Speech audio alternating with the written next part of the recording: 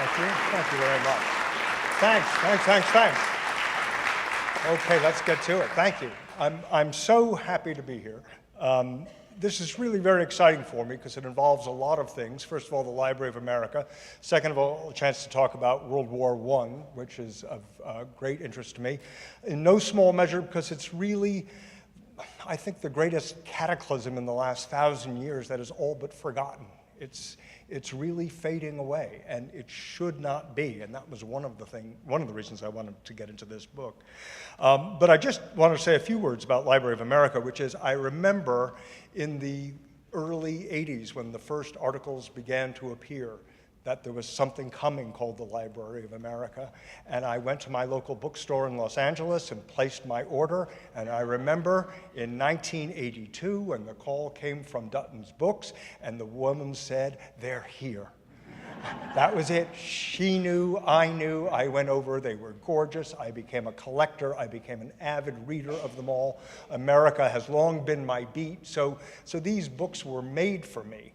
And over the years, they have proved to be incredible, valuable tools for me in writing nonfiction. Not just the nonfiction authors, but when you write nonfiction, of course, you have to illuminate the times, and how better to do that than with the fiction of the day. And then through my agent, Lynn Nesbitt, I became associated with the board of this organization and became an even bigger fan, if that was humanly possible. And then along came this book, and Max Rudin, whom you've now seen and heard from, Max called up and asked if I could recommend anybody who might edit this volume on World War I. I had just written a book on Woodrow Wilson, and I gave him a list of some fantastic people.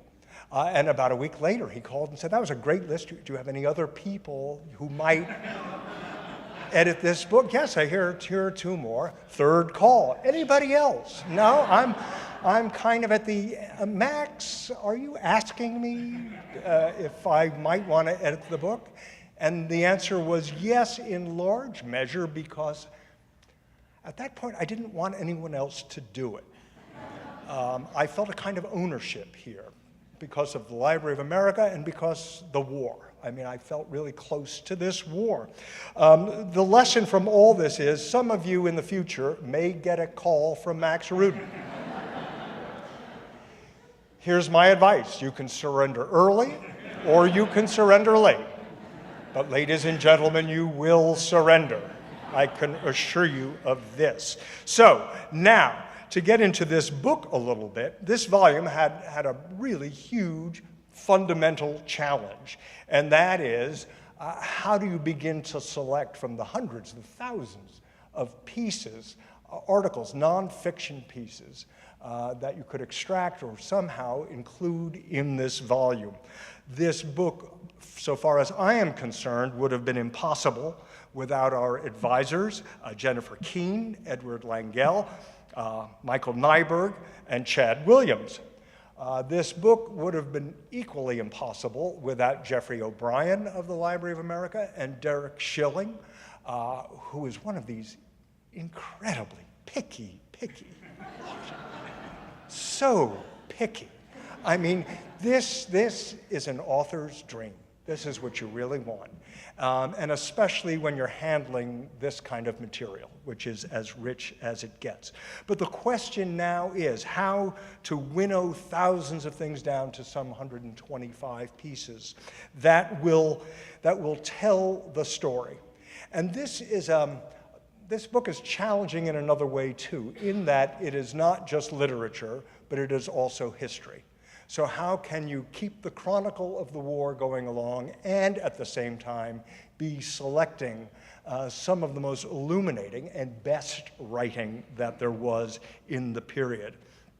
My role, I considered writing headnotes and an introduction to all this, along with selecting with the aforementioned people, was really to be the kind of setting on a ring. And my job, I think, was really just to hold up these little gems that appear in the book. And each piece in this book is a stand-alone gem. So how to really do service to all of that? The selections we began, I think, which is why Max Rudin began with me, is because the dominant voice of the age was Woodrow Wilson.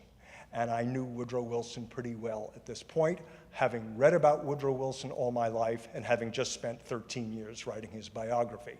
So he was no stranger to me. And I knew because he was the dominant voice of the period, maybe of the century, that he was going to be the tent poles of this story. Because this war started in 1914, ended in 1918, although it dribbled on for a little more, as you can see in the book. But during that period, Woodrow Wilson did everything he could to keep us out of the war.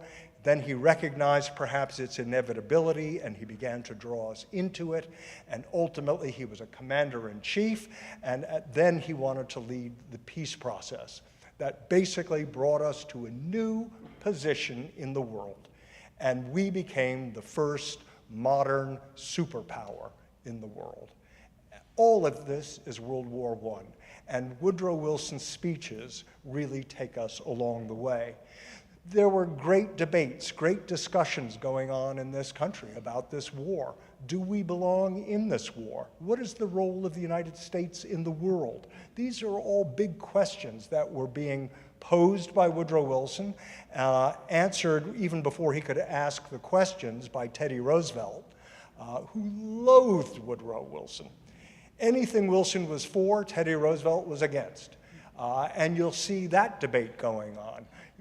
Teddy Roosevelt wanted us in the war almost from the very beginning. He liked his wars. Then we had Woodrow Wilson's Secretary of State, William Jennings Bryan, who was a pacifist, who said and did everything he could to keep us out of the war, ultimately resigning from Woodrow Wilson's cabinet because he thought Wilson's speeches were getting a little too bellicose. So these voices are coming in. What about Eugene Debs, the great socialist? So we have political voices over here to play with.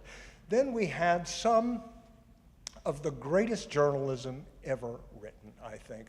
There's some fantastic war correspondents, the likes of John Reed, of Richard Harding Davis, of Nellie Bly, of Floyd Gibbons. If you don't know the name Floyd Gibbons, if you haven't read Floyd Gibbons, gosh, read Floyd Gibbons in this book. It's just sensational what this man did. I knew of him, I had never read him. Terrible confession, but there it is. Now, you know, a lot of great novelists, some of America's greatest novelists, emerged after World War I.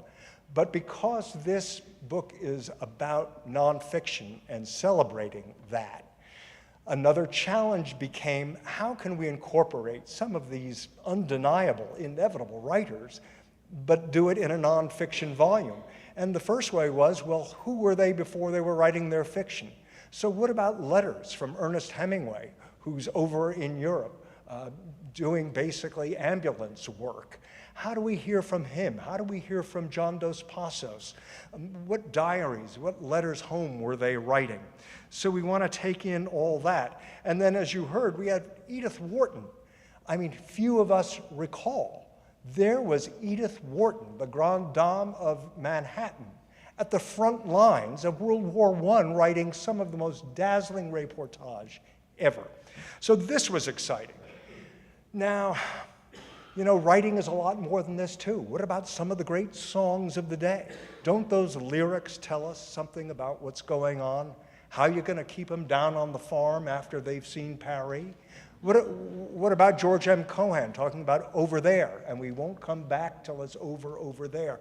What about poems of the day? What about Will Rogers, the first political satirist in this country, telling jokes about World War I? So we want to throw all that in there, too. And then there's the real meat of this book, I think, and that's the writing of the unfamous. These stirring stories told by nurses, again, who wrote letters home, who kept diaries, who wrote memoirs, Mary Borden, Shirley Millard, Ellen Lamott. The eloquence of these women is just staggering sometimes. And then, of course, the soldiers themselves. Again, letters, diaries. What about having some letters from Captain Truman of Independence, Missouri, back to his sweetheart, Bess Wallace, whom if I live through this thing, I will marry you. How about those letters? That's worth it, it seemed to me, too. Wars also are game changers, not just on the front, but you have to remember the home front, too. And this country changed significantly in almost every way, from top to bottom during the war. It was such a huge upheaval. And I would say the two constituencies we tried to address the most in this book were perhaps the two greatest constituencies at the time who were writing a lot. They were women who got the vote because of World War I. Well, what was that debate about? What was that discussion about? What were those women activists writing about? And then there is the great African-American struggle for equality that happened during World War I, or unfortunately didn't really happen.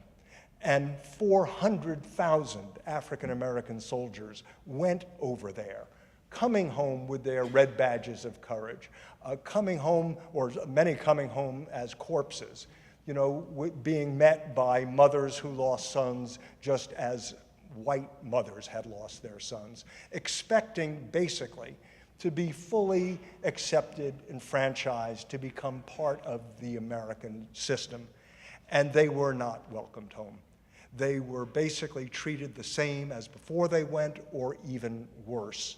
And that led to what I believe is the beginning of the modern civil rights movement in this country, which was in the summer of 1919, which was a summer of bloody riots all over the country, known as the Red Summer. And all this, too, you see, comes out of World War I. So you see, in putting this together, we had just so much richness to deal with. And in putting it together, I began to think, in writing my introduction, you know, what have I learned from all of this? And I learned 2 or 3 things that I'll pass along to you, and then we can move on for the rest of the evening. But the first is this: the history aside, and you can read this book and just read it for the history. But there was so much great writing that occurred during World War I. It is one of the 2 or 3 greatest periods in this country. Edmund Wilson once commented about how he couldn't believe how much great writing came from even the simplest people during the Civil War, and that it could hardly ever be matched. I stack up our World War I alongside the Civil War, and again, in some cases, from uneducated, simple people. And it made me think that maybe the war was so horrifying, maybe all war is so horrifying, that with it comes great clarity and great honesty. And you will find that again in every piece in this book. The second thing that began to occur to me was this theme of identity that popped up from the beginning of the war to the end. It seemed to me that the whole raison d'etre for this war had to do with nations, sometimes small nations, being part of giant empires. Were just trying to assert their own identity, to find their own identity. We have instance of Henry James, an American-born and educated author living in England, having to decide for himself during the war, is he an American or is he a Brit? And he wrestles with that in one of the pieces that we have in the book. It also occurred to me that this country itself went through a great identity crisis in that period, emerging from an isolationist country with an army the size of Portugal's when this war started, and by the end of it, we are the greatest military superpower for the next century. We have Woodrow Wilson giving a speech just 100 years ago last April, on April 2nd, 1917, in which he asked Congress for a declaration of war, and within that speech is a sentence that has become the bedrock of all American foreign policy for the last 100 years. Let me get that right. All American foreign policy for the last century comes from one sentence, you'll find it in your book, The world must be made safe for democracy. And that has been, wrongly or rightly, been the justification for almost every American incursion ever since. And you know, our entire economy changed because of World War I. Our foreign policy, as I've just tipped my hand, changed because of it. We came up with new things like a debt ceiling. War bonds happened in World War I. Do you know we got daylight savings time because of World War I? This came, again, from Woodrow Wilson.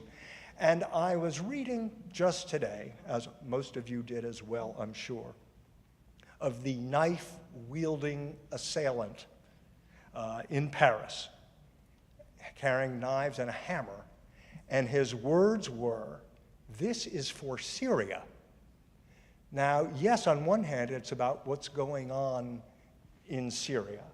But in fact, the French-Syrian connection goes directly back to World War I, when after the war, France had the mandate over Syria. So everything. So I think I will leave you with this, that whether you are interested in this war or not, you really should be, whether you like this war or not, whether you believe in our entering this war or not, almost everything, not just in American society, but in the society of societies around the world, all go back to World War I. And I am most grateful to the NEH, and I am most grateful to the Library of America for allowing me to edit this book. Thank you very much.